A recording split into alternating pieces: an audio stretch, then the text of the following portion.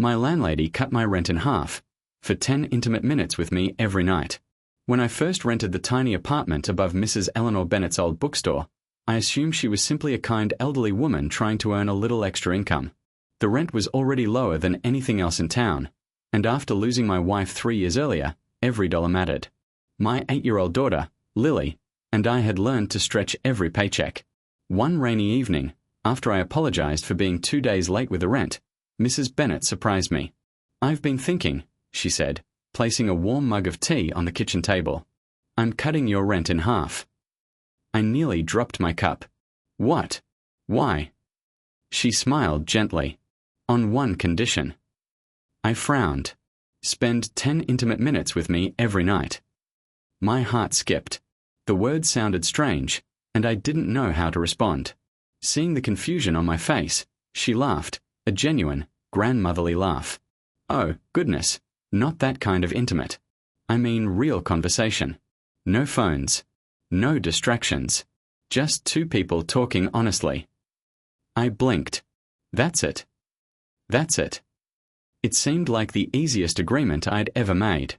The next evening, exactly at 8 o'clock, I knocked on her apartment door downstairs. She had already prepared chamomile tea.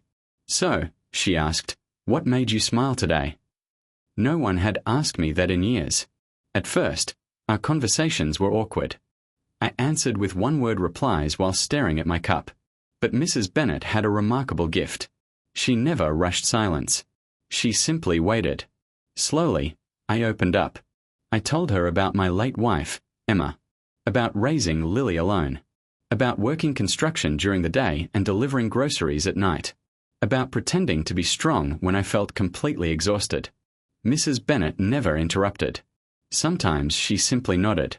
Sometimes she shared stories of her own husband, who had passed away decades earlier. Sometimes we laughed until tears filled our eyes. 10 minutes soon became the most peaceful part of my day. One evening she asked, "Do you know what loneliness sounds like?" I shrugged. It's when a person stops telling their stories because they believe nobody wants to hear them. Her words stayed with me. Weeks passed. Lily began joining us occasionally.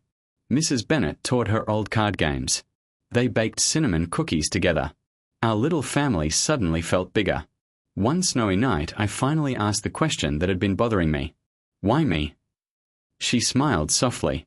"When my husband died, people visited for a few weeks. Then they disappeared. I realized something terrible." "What?" "Everyone offered help. Very few offered time." She looked toward the empty rocking chair beside the fireplace. "I didn't need money. I didn't need gifts. I needed someone willing to truly sit with me." I couldn't speak. She continued. "When you moved in, I saw the same loneliness in your eyes." For the first time in years, I felt understood. Months later, my financial situation improved. I received a promotion and could easily afford the original rent. I walked downstairs carrying an envelope. "I want to pay you the full amount again." Mrs. Bennett pushed the envelope back. Our agreement wasn't about money. It wasn't. No. What was it about? She smiled. Saving two lonely people at the same time. That answer hit harder than anything I'd ever heard.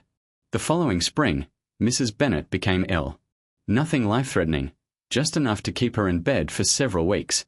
This time, Lily and I brought dinner downstairs every evening. We read books aloud, played old records, watered her flowers, and every night, we still spent 10 intimate minutes together, sometimes talking, sometimes laughing, sometimes sitting quietly while watching the sunset through her window. One evening she squeezed my hand. "You know," she whispered, "this is the richest I've ever felt." I looked around her modest apartment. The worn furniture, the faded photographs, the tiny bookshelf. There wasn't a fortune anywhere. Yet I finally understood exactly what she meant. Years later, after Mrs. Bennett peacefully passed away, her lawyer handed me a small envelope she'd left behind. Inside was a handwritten note. "Thank you for accepting the cheapest rent and giving me the most valuable gift anyone ever could, your undivided attention. Never forget that love often begins with simply listening." I folded the letter carefully and slipped it into my wallet. Even today, whenever life becomes overwhelming, Lily, now a young woman, and I still keep one tradition alive. Every evening, no matter how busy we are, we spend 10 uninterrupted minutes talking honestly with each other. Because sometimes the most intimate moments in life aren't about romance at all. They're about being fully present for another human being.